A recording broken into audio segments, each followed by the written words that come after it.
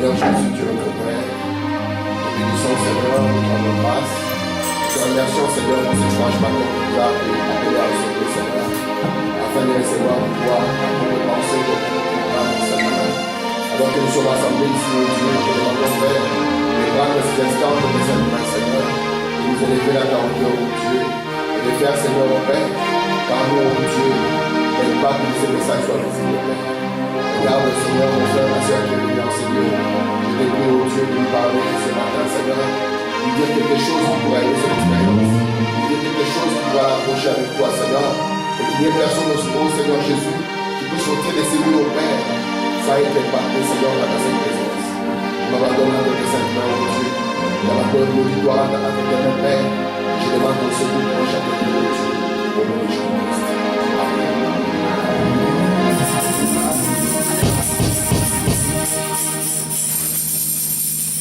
Nous pouvons nous mettre debout.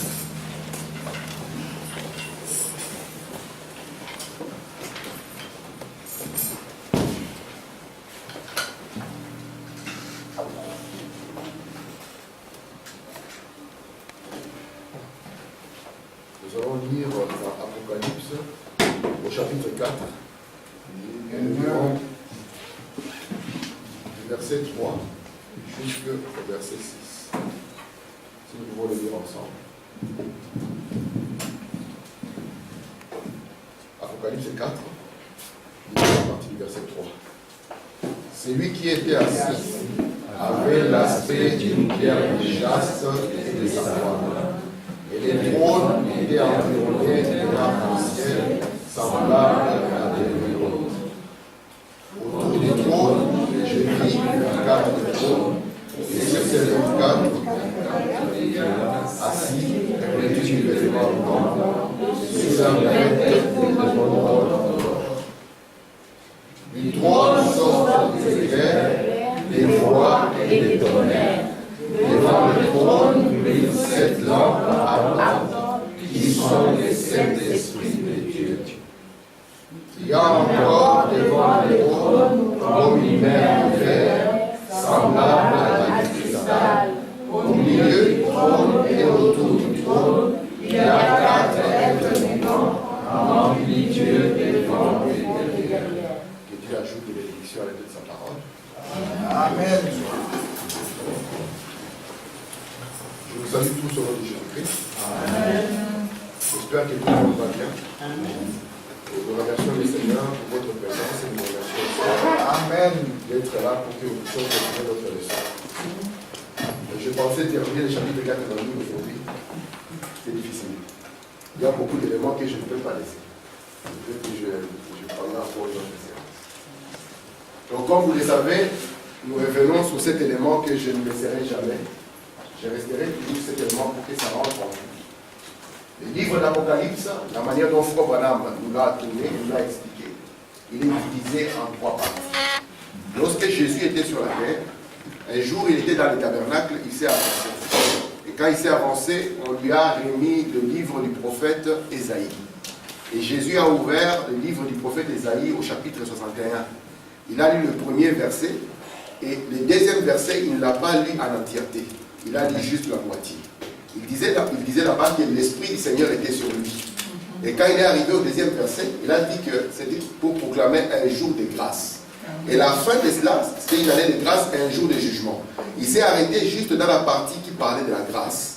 Et Frère Branham nous montre que cela était en rapport avec sa première venue. Lorsque Jésus est venu sur la terre, il est venu pour ouvrir une période de grâce.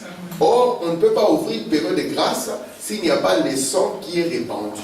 C'est pour ça que Jésus, venant sur la terre, a répandu son sang pour une période de grâce. Et du chapitre 1er au chapitre 3, nous pouvons voir cette période de grâce que Jésus a ouverte, parce que les 7 âges de l'Église sont couverts par le sang de Jésus-Christ. Et nous avons vu que Dieu traite avec l'Église simplement au cours de cette période qu'on appelle les âges de l'Église. C'est là où se trouve la rédemption pour l'Église. Et quand Dieu veut racheter Israël, Dieu ne s'éloigne pas du programme qu'il avait donné à Daniel. Nous avons vu qu'à Daniel, il avait dit que 70 ou bien 70 semaines sont données à ton peuple et à ta ville sainte. Et la dernière fois, nous avons vu que les 70 semaines étaient aussi divisées en 3 parties, à savoir les 7 premières semaines, donc 49 ans, pour bâtir le temple. C'est pour ça que quand Jésus a dit, détruisez cette maison, je la rebâtirai en 3 jours, ils ont dit non, là tu veux exagérer. Ça nous a pris 7 semaines pour le faire. Toi, en 3 jours, tu vas le faire.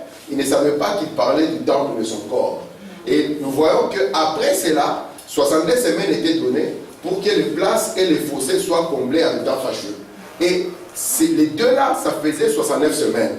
Et nous avons vu qu'après les 69 semaines, donc le début de la 70e semaine correspondait à l'an 30.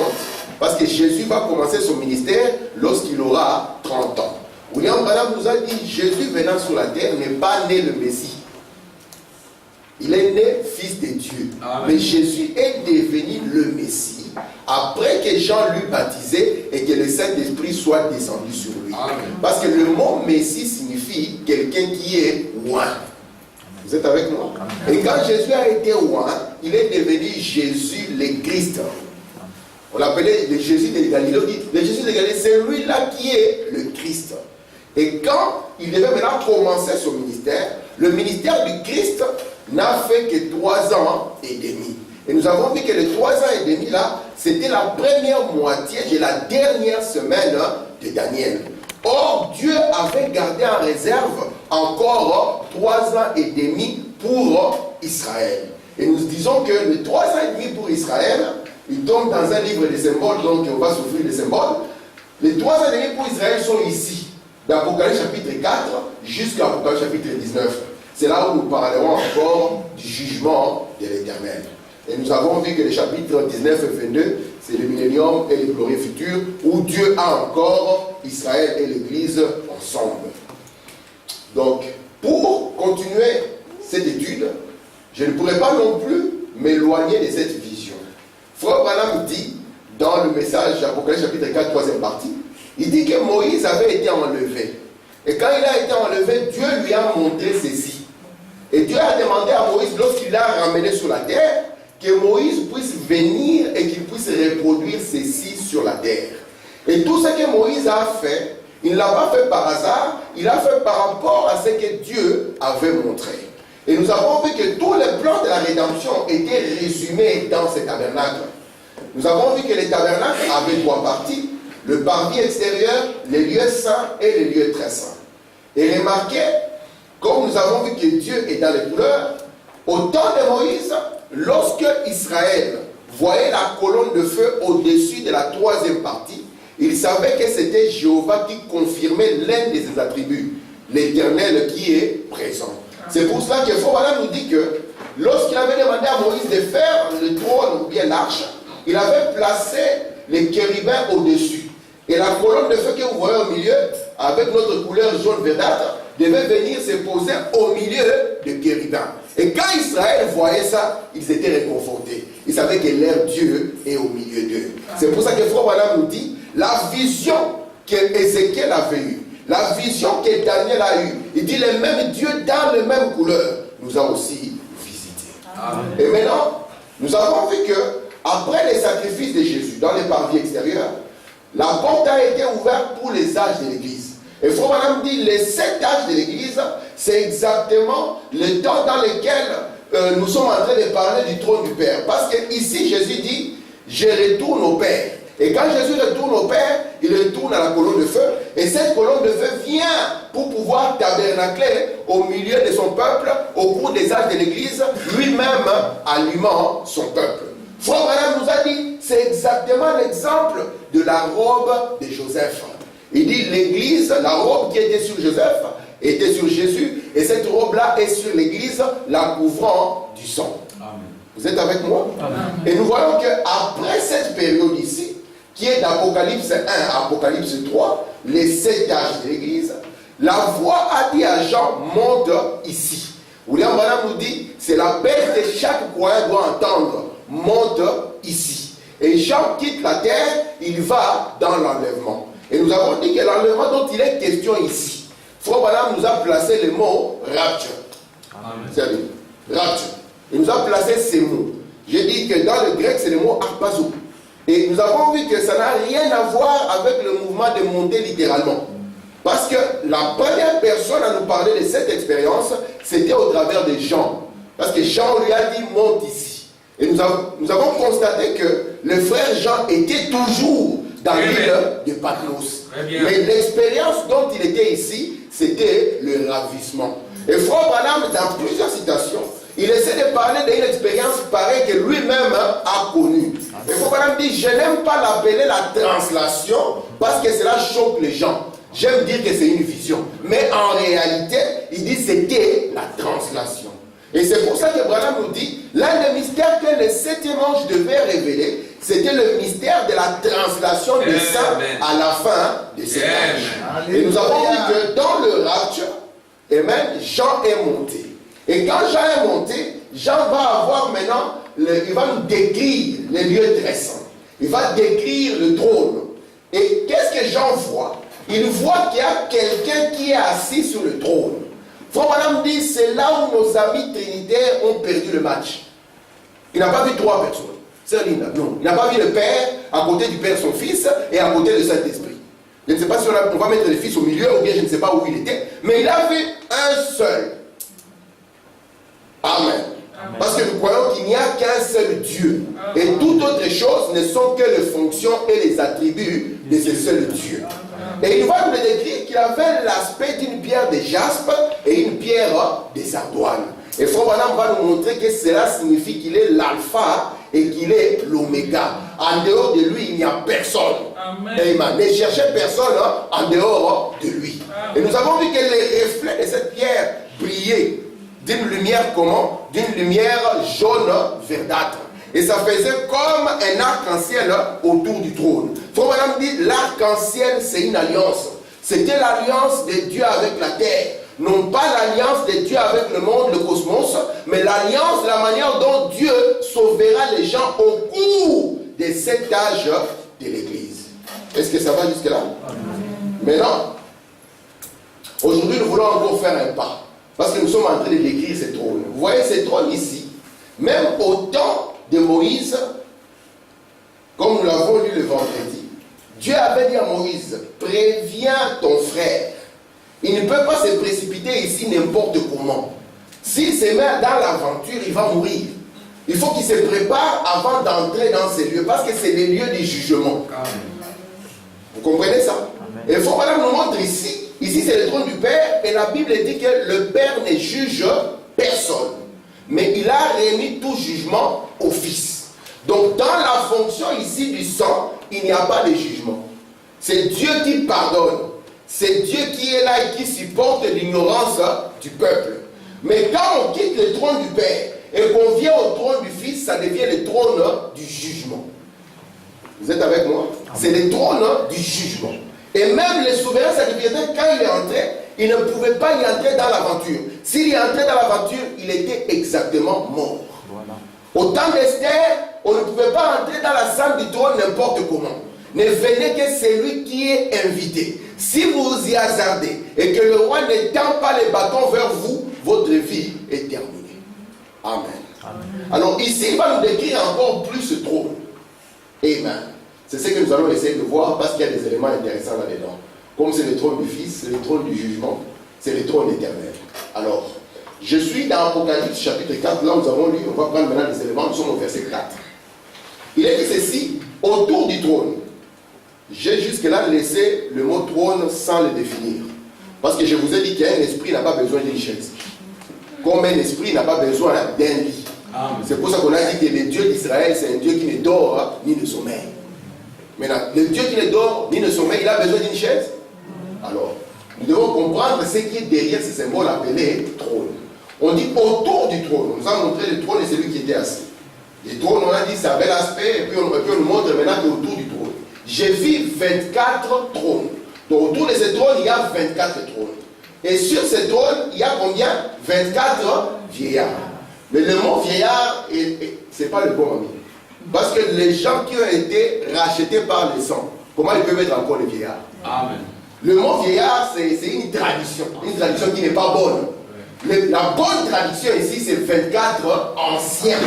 Alléluia. Alors cette tradition 24 vieillards, a dérangé beaucoup les catholiques. Ils ont dessiné Dieu comme un vieillard, avec une longue barbe. Et maintenant, ils comprennent que c'est une affaire de vieillard. Mais ici, ce n'est pas le vieillard de l'âge. Parce que nous croyons de tout notre cœur que quand vous êtes racheté par le sang, vous ne pouvez plus être un vieillard. Il dit, assis et revêtu de vêtements blancs. Donc, au ciel, il n'y a pas d'une sœur Claudine spécialiste dans la couture qui va nous préparer des vêtements blancs. Mais on dit que ces 24 anciens étaient revêtus de vêtements blancs et sur les têtes, il y avait des couronnes d'or. Nous remercions le Seigneur parce qu'il nous a envoyé un prophète qui est capable de prendre chaque symbole et de pouvoir nous démontrer. Alléluia! Nous sommes intéressés à savoir qui sont ces 24 anciens qui sont autour de son trône. Maintenant, nous allons consulter les prophètes pour qu'ils puissent nous expliquer qui ils sont. N'est-ce pas, frère Jean? Nous devons connaître qui sont les 24 anciens. Amen. Lisons dans questions et réponses sur les Hébreux, troisième partie, au paragraphe 287. Bon, madame dit ceci. Bon, 24 anciens. J'aimerais que vous remarquiez que ce n'étaient pas des êtres angéliques. On peut penser que c'était les anges qui entouraient Dieu. Mais Branham dit non, ce ne sont pas des êtres angéliques. Les anges ne sont pas associés. Les êtres célestes ne sont jamais associés à des couronnes et à des trônes. Vous voyez, ils ne les sont jamais. Ce sont des anges, ils n'ont jamais vécu. Si vous remarquez un peu plus loin, les cantiques qu'ils chantaient et tout le reste ont prouvé qu'ils n'étaient pas des anges. Vous voyez, ils chantaient les cantiques de la rédemption. Les anges n'ont donc pas besoin d'être rachetés. Vous voyez bien, c'était des hommes rachetés. Donc les 24 anciens ne sont pas des anges. Déjà le mot ange, on veut seulement parler des êtres célestes. Parce que dans les êtres célestes, il n'y a pas que des anges. On a des archanges, on va essayer de voir ça. On a des chérubins, on a des séraphins, on va essayer de voir un peu ça, mais les voir, pas vraiment en détail. Alors, il faut maintenant nous montrer que les 24 anciens dont il est question ici, ce sont des hommes que Dieu a rachetés. Parce que c'est aux rachetés qu'est promis les couronnes, c'est aux rachetés qu'est promis les trônes, c'est à eux que Dieu a promis qu'ils auront des vêtements blancs. Parce qu'un ange n'a pas été racheté.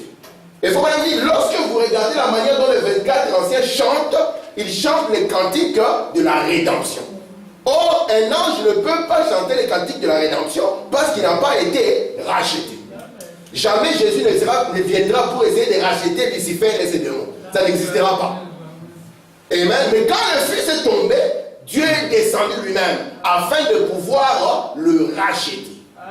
Amen. Et ainsi, nous avons 24 rachetés qui sont autour de son trône. Est-ce que ça va jusque-là? Continuons. Toujours dans la même brochure, au paragraphe 691. Maintenant, le 24 ancien. Un ancien est un surveillant. Lorsqu'on parle d'un ancien, William Branham nous dit quelque part qu'un ancien, c'est l'âge chronologique dans les seigneurs. Il a une certaine expérience dans les seigneurs. Il dit un ancien, c'est un surveillant. Et bien remarquez, ils étaient 12 patriarches et 12 apôtres. Ils étaient assis 12 d'un côté et 12 de l'autre. C'était les 24 anciens qui étaient les 12 patriarches d'un côté, l'Ancien Testament, les 12 apôtres de l'autre côté, le Nouveau Testament. Donc Jésus s'est fait entourer des 12 tribus d'Israël et des 12 apôtres. Et ce sont ceux-là qui ont été les rachetés et qui ont formé les 24 anciens. Est-ce que c'est clair jusque-là? 12 apôtres d'un côté, 12 patriarches de l'autre. 7 âges d'Israël, 7 âges de l'Église. Est-ce que c'est clair? Amen. C'est pour ça que lorsque nous revenons à notre horloge, nous avons toujours notre 12, et encore une fois 12, ça nous fait notre journée de 24 heures, qui sont les 24 anciens. Continuons un peu. Je suis dans l'Apocalypse, chapitre 4, troisième partie. Eh bien, nous avons vu que c'était des anciens. Le terme ancien n'a jamais été appliqué à un ange, ni à n'importe quelle créature. C'est un être humain qui a été racheté. Les anciens, Les trônes, les couronnes, les dominations, ce n'est jamais appliqué aux anges. Mais les couronnes et les trônes et autres appartiennent aux êtres humains. Ces anciens étaient couronnés, vêtus et assis sur le trône. Nous avons vu dans d'autres passages des Écritures que c'était les 12 apôtres. C'était aussi les 12 patriarches. Ils étaient à 24, ce qui représente 24, 12 apôtres et 12 patriarches. Ça, je dis 12 apôtres, 12 patriarches, vous avez vos 24 anciens. C'est pour cela qu'à Israël, il a été dit, tu ne déplaceras pas les bornes des anciens. Et à l'église, il est dit, tu ne déplaceras pas les bornes des anciens. Si nous devons les considérer comme des anciens, ça signifie que l'enseignement qu'ils nous ont donné, nous ne pouvons pas le déplacer. Amen. La Bible nous dit que l'église de Jésus-Christ est bâtie sur les enseignements des apôtres et des prophètes, Jésus-Christ étant la pierre angulaire. Si les anciens ont baptisé dans le nom du Seigneur Jésus-Christ, ça signifie que nous aussi, notre baptême, s'il doit avoir lieu dans le nom du Seigneur Jésus-Christ. Si les anciens n'ont jamais parlé de la Trinité, ça signifie que nous aussi, nous ne pouvons jamais parler de la Trinité. Est-ce que c'est bon? Amen. Sinon, nous avons déplacé les bornes des anciens. Amen. Continuons. Apocalypse chapitre 2. Et chapitre 4, deuxième partie. Nous sommes au paragraphe 303. Ces anciens, ces 24 anciens, eh bien là, dans l'Apocalypse, nous trouvons ceci. Les livres de l'Apocalypse au chapitre 21, nous trouvons que la ville de Jérusalem avait 12 fondements. Est-ce juste? Elle avait 12 portes, soit 3 de chaque côté. 3 fois 4 font 12. Exactement comme le tabernacle qui avait été dressé dans le désert. Car Jean a décrit et a vu exactement la même chose que Moïse avait vu quand il était là-haut. La même chose que Paul a vu. On nous dit ici que la nouvelle Jérusalem a 12 fondements, mais aussi 12 portes. Vous êtes avec moi? 12 fondements et 12 portes. Lisons cela. L'Apocalypse 21 pour que nous puissions voir d'où est-ce qu'il faut Madame le dire. Je suis dans l'Apocalypse 21, je commence au verset 10. Il me transporta en esprit sur une grande et haute montagne et me montra la ville sainte, Jérusalem qui descend du ciel d'auprès de Dieu. Beaucoup de gens s'attendent à ce qu'un jour il y a une ville qui va descendre littéralement. Écoutez, ayant la gloire de Dieu, son éclat était semblable à celui d'une pierre très précieuse, d'une pierre de jaspe, transparent comme du cristal. Elle avait une grande et haute muraille. Elle avait 12 portes, et sur les portes 12 anges, et des noms écrits, c'est des 12 tribus des fils d'Israël. À l'Orient, 3 portes, au nord, 3 portes, au midi, 3 portes, à l'Occident, 3 portes. La muraille de la ville avait 12 fondements sur les 12 noms des 12 apôtres de l'agneau. Est-ce que vous voyez encore nos 24 vieillards? Maintenant, remarquez un peu le tabernacle comme nous l'avons représenté. Israël campait exactement dans l'ordre qui nous est décrit ici. Il y avait 3 tribus à chaque point cardinal. De sorte qu'à l'est, nous avions Juda, Issachar et Zabulon. Au sud, nous avions Ruben, Siméon et Gad. À l'ouest, nous avions Ephraïm, Benjamin et Manassé. Au nord, nous avions Dan, Aser et Nephtali. Amen. Et pour pouvoir faire partie de cette famille, vous deviez entrer par l'un des portes ici. Et nous, en tant qu'épouse de Jésus-Christ, nous sommes entrés par la porte de l'Est, qui est la porte de Juda.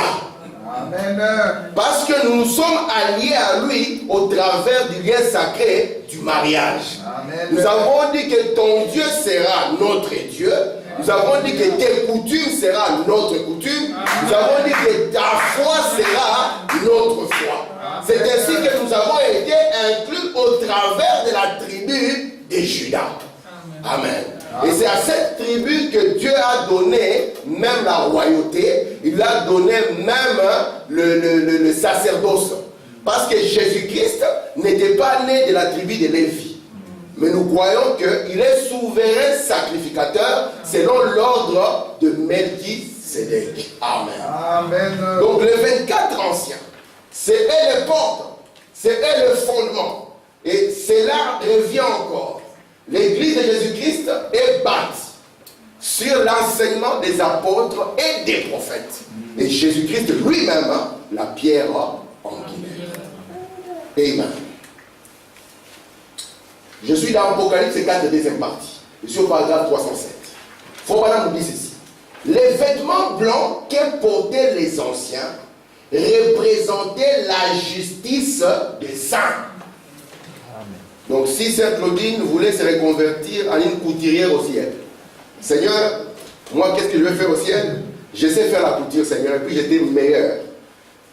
Comme on a beaucoup de saints, la Bible nous dit, et le prophète le confirme, les vêtements blancs que portaient les anciens représentaient la justice des saints. Le blanc représente la justice. Et le fait qu'ils étaient vêtus d'une robe montre qu'ils étaient des sacrificateurs ou des juges. Étant revêtus de blanc, des sacrificateurs, des juges et des prophètes. Les 24 anciens étaient vêtus de blanc. Il y aura 24 anciens, il y en aura 12 pour les 12 tribus d'Israël et 12 apôtres pour l'Église. Donc la blancheur de leurs habits, ça parlait de quoi? Ça parlait de la justice des saints. Ce n'est pas, au ciel, il n'y a pas de tissu. Vous êtes avec moi? Il n'y a pas de tissu. Pour dire qu'on va vous habiller là-bas. Non. Nous croyons que la Bible nous dit que l'âge de la Odyssée est nu. Il est aveugle. Mais vous voyez quelqu'un qui est la Odyssée, est-ce que vous le voyez nu littéralement? Mais nous croyons qu'il est nu. Parce qu'il ne porte pas l'habit dont il est question. Alléluia. Amen. Et ici, les habits dont il est question, c'est la justice des saints. Parce que le blanc représente toujours la justice. Et même quand les juges suprêmes devaient venir, sa perruque devait être blanche. Pour montrer que c'est la justice suprême, il n'y a pas de corruption. Vous êtes avec moi? Amen. Je prends l'exposé pour encore montrer les habits blancs. Je suis dans Apocalypse 3.5. C'est là où on commence à parler de ces habits. Celui qui vaincra, vous voyez que ce sont des rachetés, des vainqueurs. Celui qui vaincra sera ainsi revêtu de vêtements blancs. Je n'effacerai point son nom du livre de vie. Je confesserai son nom devant mon Père et devant ses anges. Celui qui vaincra sera ainsi revêtu de vêtements blancs. Ce verset est en fait une répétition du verset 4 qui fait allusion à ceux qui n'ont pas souillé leurs vêtements. Il y a bien des années, on employait un dicton, sans doute tiré de ces versets. Il disait « Garde tes vêtements propres ». Ce qui voulait dire « Ne vous engagez pas dans les choses douteuses ». D'autres le feront. Vous pourriez être tenté de vous y engager. Ou d'autres pourraient même essayer de vous y pousser. Mais restez en dehors de tout cela. Prenez une route qui vous en éloigne. Dieu récompensera ceux qui suivent ses conseils. Ils seront revêtus de blanc, tout comme lui. Pierre, Jacques et Jean l'ont vu sur la montagne de la transfiguration. Ces vêtements étaient devenus blancs comme de la lumière. Voilà comment les saints seront vêtus. Leurs vêtements resplendissant d'une blancheur immaculée. William Branham dit, vous serez tentés de salir votre vêtement. La justice des saints. Il y aura des occasions alléchantes. On te dit, frère, voici ce qu'il faut faire. Tu n'as pas besoin de payer là-bas. Viens seulement passer par ici. William Branham dit, on vous y poussera. Il y aura des occasions où on te dira le papier, c'est la seule occasion que tu puisses l'avoir. Mais il dit que ceux qui vont s'éloigner de ce genre de choses, qui vont garder leurs vêtements purs, ils seront exactement comme Jésus l'était. Amen. Amen. Mais tu es en train de souffrir comme ça, frère. Nous on connaît comment on fait. Tu passes par là, tu sors par ici. Va chercher une vieille blanche, épouse la frère. Et tu auras tes propres papiers, frère. William Branham dit, restez loin de cela. On essaiera même de vous y pousser. Amen. Frère Branham dit, évitez la voie de la facilité. Il dit, soyez les genres de personnes qui nagent à contre-courant. Amen. Si vous êtes dans un fleuve qui coule, soit vous êtes tranquille, vous descendez avec le fleuve, soit vous essayez de faire un effort et de nager à contre-courant. Frère Branham dit, si vous suivez le fleuve, il descend, mais à la base, là-bas, il y a des chutes. C'est que vous allez arriver à un point où vous ne serez plus freiné. Vous allez partir à la dérive. Et nous sommes un peuple qui est appelé à nager à contre-courant. Ce que le monde appelle bon, vous ne pouvez pas l'appeler bon. Ce que le monde appelle bien, vous ne pouvez pas l'appeler bien aussi longtemps que votre Dieu n'a pas dit que c'est bien. C'est-à-dire, gardez vos vêtements propres. Amen. Yes, sir. Je continue. On va parler des autres qui n'ont pas voulu garder leurs vêtements propres. Toujours dans l'exposé, page suivante, 265. Mais au jour du jugement, ils seront tous trouvés nus. Ils ne recevront pas ses vêtements blancs. Ils ne marchent pas avec lui. Vous ne pouvez pas marcher ici, la main dans la main avec le diable, dans les vêtements souillés du monde, et compter être ensuite avec Dieu. Écoutez, il est temps de vous réveiller, d'entendre la voix de Dieu qui crie. Sortez du milieu d'elle, de l'organisation en matière de religion, mon peuple, afin que vous ne participez pas à ces péchés et que vous ne soyez pas frappés de ces fléaux. Amen. C'est Dieu qui parle. Fuyez les religions de ce monde comme la peste. Ne marchez plus avec le monde. Rendez votre vêtement blanc par la repentance et le sang de l'agneau. Faites-le maintenant. Demain, il pourra être trop tard. Madame dit, vous ne pouvez pas marcher main dans la main avec le diable et penser que vous êtes avec Dieu. C'est quasi impossible. Là où le diable est le bienvenu, Jésus ne sera pas la bienvenue. Là où Jésus est le bienvenu, le diable ne sera pas le bienvenu. C'est soit l'un ou l'autre.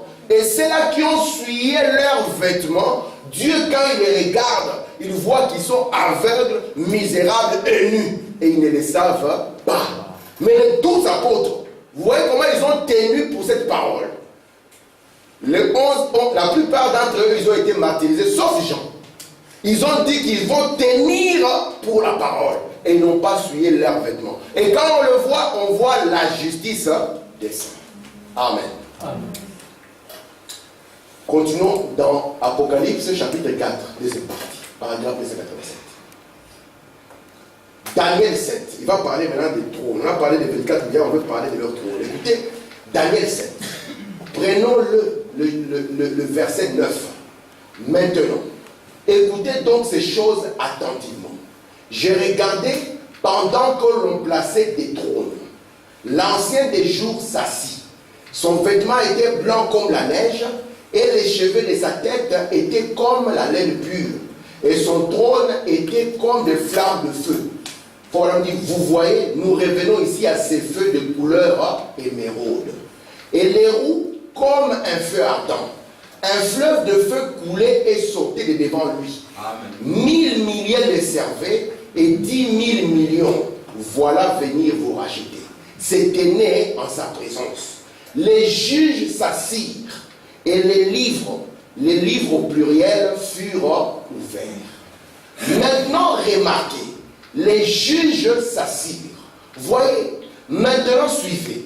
Quand Daniel a vu le trône au jugement, ils étaient vides. Il a vu qu'on plaçait des trônes qui étaient descendus du ciel. Et que l'ancien des jours était descendu du ciel. Mais quand Jean le vit, il était déjà occupé par Jésus. Et les trônes pour les disciples et les patriarches, les rachetés, étaient déjà occupés. Voyez, Daniel a vu cela 500 ans avant l'époque de Christ. Ensuite, après Christ, cela fait 2500 ans et Jean, transporté dans l'âge à venir, a vu tout cela arriver. Alors que Daniel, lui, ne l'avait pas vu. Vous voyez, il a simplement vu l'ancien des jours. Il a vu venir. Mais quand Jean le vit, les trônes étaient occupés. Les trônes étaient placés par l'ancien des jours et les juges s'assirent. Mais lorsque Jean le vit, l'ancien n'avait pas encore été choisi. Les anciens n'avaient pas encore été choisis.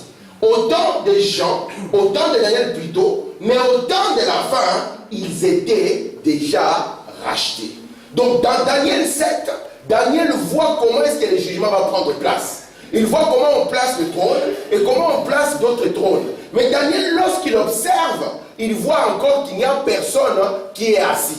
Et si vous voyez même le trône que Daniel va décrire, va ressembler au trône qu'Ézéchiel va décrire. Il va montrer le trône avec des roues. Il faut même dire, lorsque le trône a encore des roues, c'est que le trône est en train de se déplacer pour aller à son lieu final. Mais Jean va avoir la même vision que Daniel a vue. Il va voir le même trône, mais sur le trône, il va voir déjà qu'il y a des gens qui sont assis. C'est que le temps du jugement est arrivé. Amen. Et vous ne pouvez pas être un juge si vous n'avez pas une probité morale. Est-ce que je mens? Amen. Imaginez un peu. Nous savons tous que Frère Tim c'est le plus grand voleur du coin. Et puis moi, je suis le juge. On sait que c'est le plus grand voleur. Il a volé un camion. Il a volé un avion à Sabena. Et puis, on arrête le frère Mao parce qu'on dit, soi-disant qu'il a volé un pic. Vous êtes la famille des frères Mao, vous venez dans le tribunal. C'est frère Tim, le voleur, qui est le juge. Lorsque je vais condamner frère Mao pour 100 ans de prison, je crois que vous allez casser le tribunal. Vous savez pourquoi vous allez casser le tribunal? Parce que vous allez dire, mais comment vous qui êtes un grand voleur, vous avez volé l'avion, vous avez volé le bateau, vous avez volé ça. Et lui, qui on ne peut même pas prouver que c'est un voleur, vous voulez le condamner à 100 ans. Où est la justice? Et c'est pour ça que la première des choses, c'est que ces gens qui s'asseyent, leurs robes ne sont pas tachées. Amen. Les robes sont blancs. Amen. La justice de sang. Alléluia. Souvenez-vous que Jésus avait dit que ce sont les saints qui jugeront ce monde. Amen. Beaucoup de gens s'imaginent qu'un jour ils seront assis sur une chaise et puis il y a un païen qui vient. Toi tu dis, ouais, quoi le païen, souviens-toi, ce jour-là je marchais à pied. Tu étais dans ta voiture, hein? Tu te souviens? Ta 4x4 est là, tu vois? Tu as vu, tu es dans la boue. Hein? Et puis quand les frères étaient en train de s'essuyer la boue comme ça, ils disent, je te jugerai, frère. Le jour du jugement. La Bible nous dit que ce sont les saints qui jugeront la terre. Et nous voulons voir comment va s'exercer ou s'exerce ce jugement. Amen. Vous êtes avec moi? Amen. Leur robe n'était pas tachée. Parce que si leur robe était tachée, ils allaient automatiquement perdre le service des juges. Il faut même dire, s'ils sont en robe, ça montre qu'ils sont des juges. Et ce qui montre la différence, il dit quand ils sont en robe, ils sont soit sacrificateurs, soit ils sont juges. Parce que c'est la ceinture simplement qui nous montre s'il est dans la sacrificature ou bien s'il est dans le jugement. Si la ceinture se trouve à la taille, nous savons qu'il est dans la sacrificature. Si la ceinture monte au niveau de la poitrine, nous savons automatiquement qu'il est dans son jugement. Est-ce que ça va jusque-là? Amen. Comme il y a des films, on voit Jésus assis sur la chaise, il y a des films où il et puis on tire des gens qui sont nus. Ils sont nus parce qu'ils n'ont pas de vêtements. On la met devant Jésus. Toi, l'enfer. Il y a des âmes qui sont en prison maintenant. Amen. Je prends dans l'Apocalypse chapitre 4 des impartis. Écoutez. Bon, madame, on va regarder dans la terre. C'est pour cette raison que dans Daniel 7, qu'a fait Daniel? Il a vu le jugement à l'avance. Il a vu que les trônes mis en place étaient vides. Vous voyez? Ils devaient être vides. Tandis que du temps de Jean, après l'enlèvement de l'église, ils étaient occupés par les anciens qui étaient rachetés.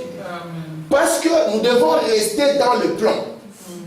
La vision de Jean, d'Apocalypse chapitre 4, ne vient pas avant l'enlèvement. C'est une vision qui vient après l'enlèvement.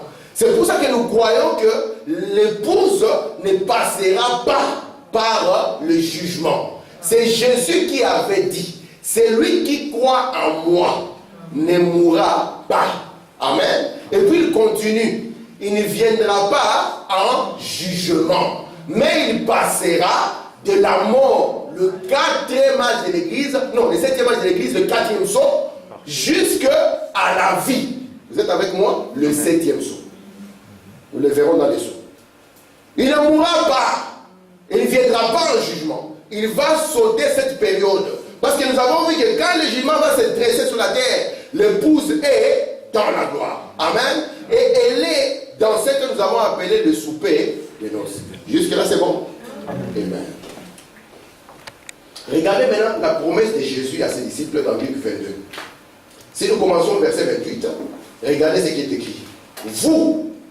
Vous êtes ceux qui avez persévéré avec moi dans mes joies.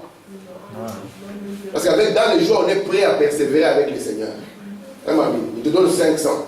Frère Samuel, quand il a besoin d'argent, il fait Seigneur, les billets tombent. On dira ça, c'est vraiment les Jésus fidèles. Mais Jésus parle à ses disciples, il dit, vous êtes de ceux qui avaient persévéré avec moi dans mes épreuves. C'est pourquoi je dispose du royaume en votre faveur. Comme mon Père en a disposé en ma faveur. Afin que vous mangiez et vous buviez à ma table dans mon royaume. C'est-à-dire nous allons manger, nous allons boire à la table du Seigneur dans son royaume. Et que vous soyez assis sur des trônes pour juger les 12 tribus d'Israël. C'était des saints rachetés. Ils avaient persévéré. Il faut vraiment dire c'était des vainqueurs. Parce que le trône est accordé aux vainqueurs. À celui qui vaincra. Jésus, le trône lui a été accordé parce qu'il a aussi vaincu. Amen. Vous êtes avec moi? Amen. À celui qui vaincra. À celui qui vaincra. À celui qui vaincra. Et il montre ici qu'ils avaient persévéré. Avec qui? Avec Jésus. Dans quoi? Dans les épreuves. Alors lui, il va disposer du royaume en leur faveur. Amen. Parce qu'ils ont refusé d'essuyer leurs vêtements. Frère Maro, ils ont dit non. Amen. Je continue ma lecture. Il répondit, en vérité, je vous l'ai dit, vous vous asserrez sur 12 trônes pour juger les 12 tribus. Vous y êtes. Ce sont les rachetés, les anciens qui ont été rachetés. Je saute au paragraphe 209. Voyez-vous Christ, c'est lui qui vaincra, régnera sur une ville, les vainqueurs. Aujourd'hui, quand nous voyons Christ venir avec puissance, Christ régnera sur ce monde. L'Allemagne, les États-Unis et tous les restes doivent tomber. Chaque nation doit tomber. Les royaumes de ce monde deviendront les royaumes de notre Dieu et de son Christ. Il gouvernera et régnera sur eux. Donc si vous mettez votre expérience espérance dans l'Allemagne, William Branham nous dit l'Allemagne, le poumon moteur de l'Europe, doit tomber. Les États-Unis doivent tomber. Quand on a voté Trump, il a promis qu'il va rendre sa grandeur à l'Amérique. Nous attendons toujours. Jusque-là, il n'y a que des problèmes. Et les gens commencent à craindre. Il y a même des sénateurs qui ont dit que ce monsieur était fou. Il risque de nous enfoncer plutôt que de nous donner la grandeur. Amen. En France, ils ont voté Macron. Ils ont dit, voici la jeunesse qui arrive. Elle va sauver la France. En moins d'1 an, ils ont fait une grève générale contre Macron.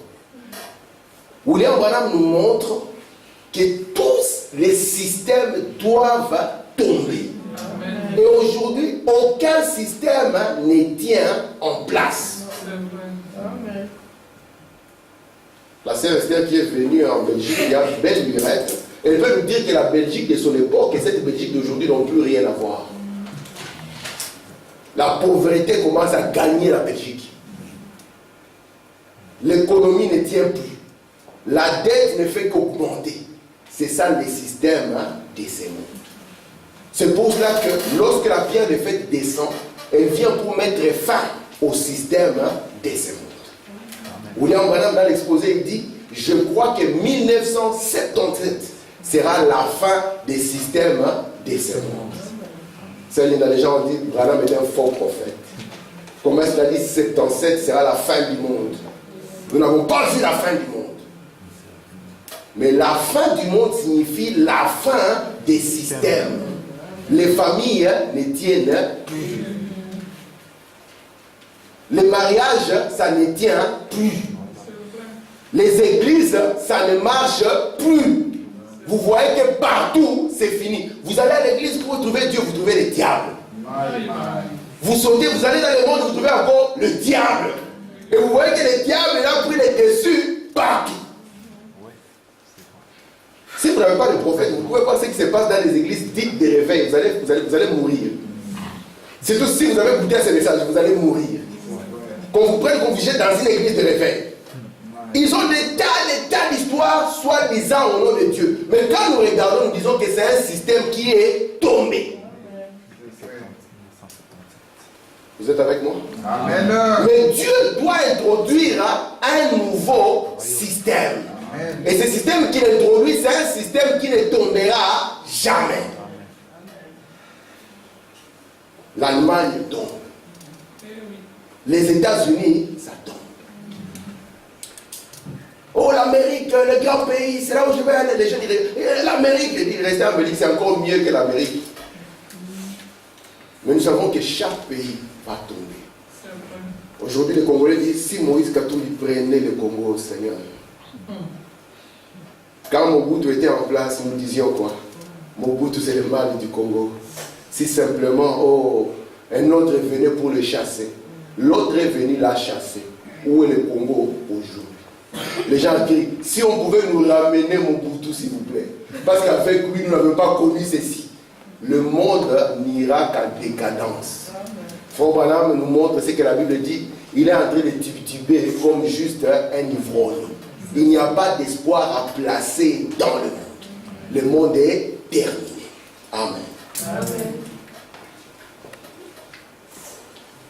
Le verset 5 du chapitre 4 nous dit ceci. Du trône sortent des éclairs, des voix et des tonnerres. Je vais m'arrêter par ici. Devant le trône brûlent 7 lampes ardentes qui sont les 7 esprits de Dieu. Si vous voulez le voir dans les schémas, c'est très simple. Dans notre schéma, j'ai fait vite pour que nous puissions le voir de manière visuelle. Nous sommes là. C'est de ce trône ici que sortent des éclairs, des tonnerres et des voix. Et devant le trône brûlent les 7. Vous voyez les lampes ardentes qui sont là. C'est le chandelier qui est devant le trône. Et c'est ce que Jean est en train de décrire. Et il appelle cela les 7 esprits de Dieu. Nous avons dit que Dieu n'a pas 7 esprits. C'est toujours le même Saint-Esprit qui s'est manifesté en différentes phases au cours des âges de l'Église. Ok. Merci Seigneur.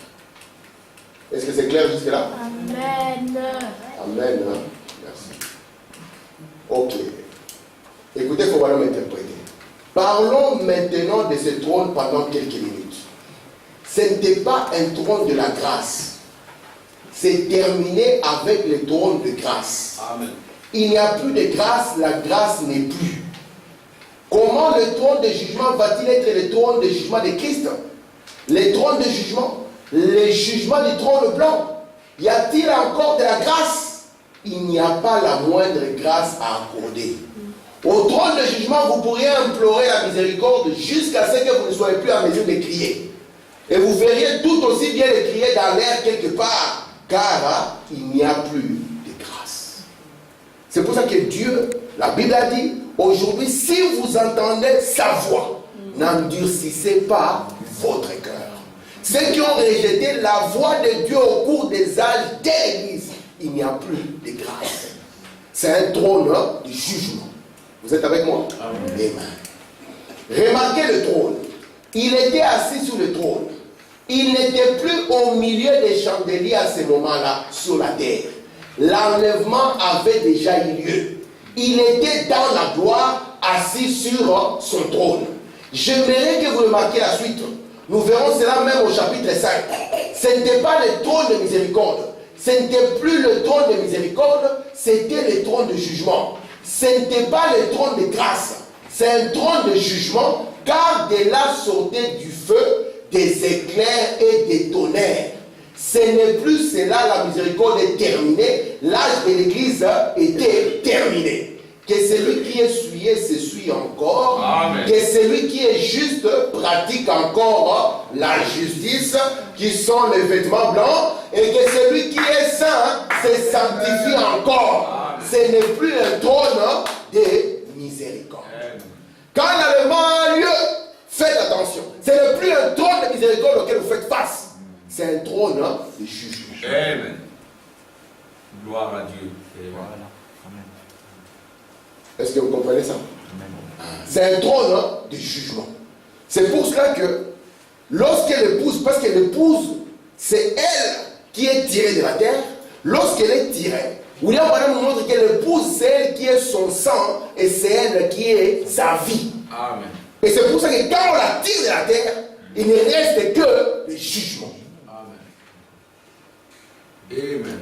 Est-ce que vous comprenez ça? Amen. Mais l'épouse, elle est sa vie. L'épouse est son sang.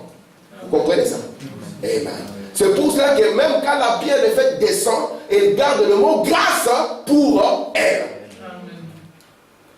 Mais quant à ceux qui ont rejeté cela, il dit c'est devenu un trône de jugement, éclair, tonnerre et des voix. Frère Branham dit ceci, vous devez vous rappeler quelque chose.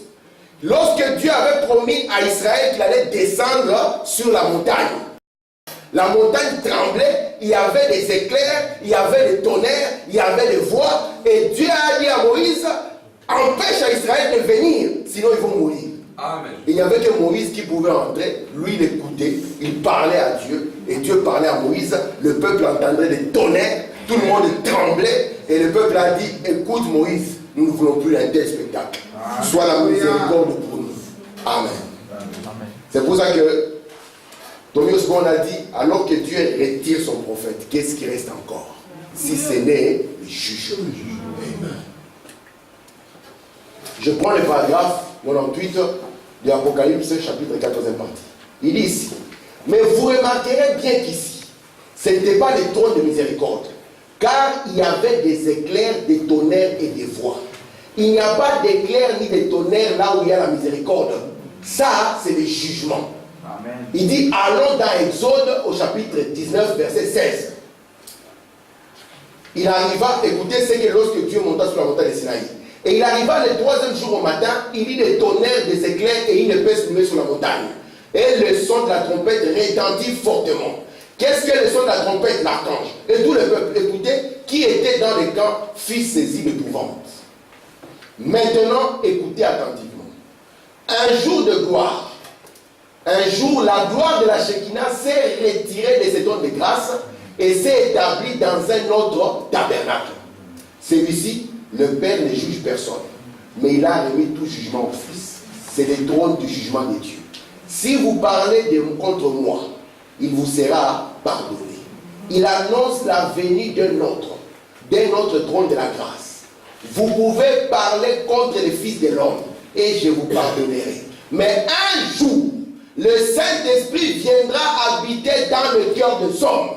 Une seule parole contre lui ne sera jamais pardonnée. Qu'est-ce que cela signifie? Lorsque Jésus était sur la terre, il représentait le trône de miséricorde pour Dieu. C'est pour ça qu'après le corps de Jésus est resté le trône de grâce. Et Jésus avait dit aux gens, vous pouvez dire quelque chose de faux contre moi, le Fils de l'homme, il vous sera pardonné. Mais un jour, le Saint-Esprit reviendra de nouveau. Et quand le Saint-Esprit reviendra de nouveau, quelque chose contre, vous êtes terminé. Frère Branham dit, le premier trône était au ciel, le deuxième trône était en Jésus, le troisième trône se trouve dans l'homme. Amen. Amen. Qu'au temps de la fin, les saints de Frère Branham dit, il y ait une sœur qui rentre en esprit, qu'elle parle en langue, qu'il y ait quelqu'un au fond de la salle qui puisse se moquer de cela. Frère Branham dit, ça n'est terminé pour cette personne. Vous êtes avec moi? Amen. Ça n'est terminé pour cette personne. Aujourd'hui, le jugement s'exerce au travers des êtres humains. Amen. Au travers les êtres humains. Amen. De sorte que si vous n'êtes pas prudent, vous êtes calciné et vous ne vous êtes pas rendu compte. Amen. 107. Maintenant, la voix du trône, c'est par ça que je finis. Remarquez, au milieu de ces trônes, devant les trônes, il y avait cette étoile. La voix des étoiles. Vous voyez, nous trouvons qu'il n'y en avait plus ici dans Apocalypse 4 ou plutôt 5. Et du trône sautaient des éclairs. Le diable a des éclairs, il n'a pas de tonnerre.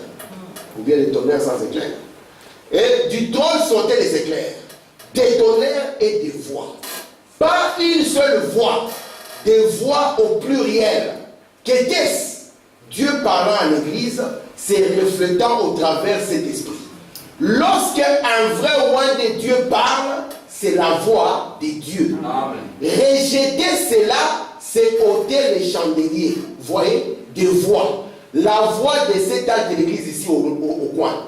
Les voix parlant avec des tonnerres et des éclairs. C'est ainsi qu'ils sont de nos jours. Ah, eh bien, nous ne croyons pas que l'on doive parler de l'enfer à la chair. Oh, pitié. Nous avons besoin des hommes de Dieu et des hommes qui ne cacheront pas la vérité. Branham nous montre, il dit, souvenez-vous que ce monde ici sera jugé par ma voix. Vous voyez cela? Amen. Parce qu'il était la voix de Dieu pour cette génération. Et rejeter cette voix, c'est connaître le jugement. Comprenez cela? C'est de l'âge, du premier âge, devaient être jugés au travers du message qu'ils ont reçu. Amen. Et c'est pour ça qu'il montre que les voix qui sortent sont les voix qui se sont adressées aux 7 âges de l'église. C'était les 5 messages. Ceux qui ont refusé de les recevoir, c'était le jugement. Amen. Bon, tout le monde ne peut pas être prédicateur. Mais vous voyez, une voix. Si vous ne pouvez pas prêcher un sermon aux gens, si vous êtes prédicateur, vous êtes appelé à la chair pour prêcher. Si vous ne l'êtes pas, vous êtes néanmoins prédicateur. Amen. Seulement vivez un sermon devant des gens. Amen. Que votre sermon soit vécu. Amen. Et c'est la voix de Dieu qui apportera la condamnation à ceux qui rejettent cela. Les gens diront, personne ne peut trouver quelque chose dans la vie de cet homme. Parce qu'on constate réellement qu'il a des vêtements blancs. Il dit, ou dans la vie de cette femme, ils sont doux, ils vivent. Si jamais il y a un homme de Dieu, c'est bien cet homme-là ou cette femme-là. Vous voyez, vivez vos sermons. N'essayez pas de les prêcher si vous n'êtes pas appelé à être prédicateur. Vous mélangerez tout, de toute façon, vous apporterez la confusion. Vous embrouillerez les gens et vous ne saurez pas. Eh bien, vous allez les ruiner et vous ruinerez vous-même aussi. Vivez tout simplement votre sermon. Et quand vous vivez votre sermon, c'est la voix de Dieu qui apporte la condamnation. Écoutez, je continue. Très bien. Il y avait des voix. Oh, combien nous avons besoin à Jeffersonville des milliers de voix vécues. Les tonnerres de Dieu tonnant dans la douceur, la sainteté, la pureté, par des vies non souillées, parcourant la terre aujourd'hui sans reproche. Amen. Oui, oui, les vrais chrétiens sont un tonnerre contre l'ennemi. Cela importe peu au diable combien vous pouvez crier. Cela importe peu au diable comment vous pouvez sauter. À quel point vous pouvez faire face à ceci ou crier. Mais ce qui fait mal au diable, c'est de voir cette vie sanctifiée, sainte et consacrée à Dieu. Dites n'importe quoi à cet homme, traitez-le de tous les noms. Il restera tout aussi doux que possible. Il ira de l'avant. Oh là, cela le repousse. C'est cela le tonnerre qui ébranle le diable. Du trône sortent des tonnerres, des éclairs et des voix.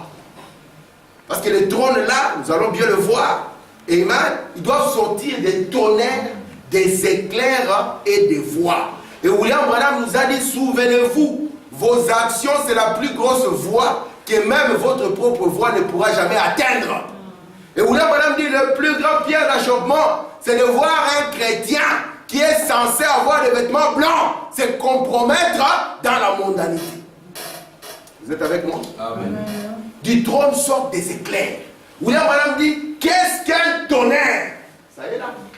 Il dit, oui, la sainteté, la douceur, la pureté, par des vies non souillées, parcourant la terre sans reproche. Oui, les vrais chrétiens sont un tonnerre contre l'ennemi. Amen. Les vrais chrétiens sont un tonnerre contre l'ennemi. Amen.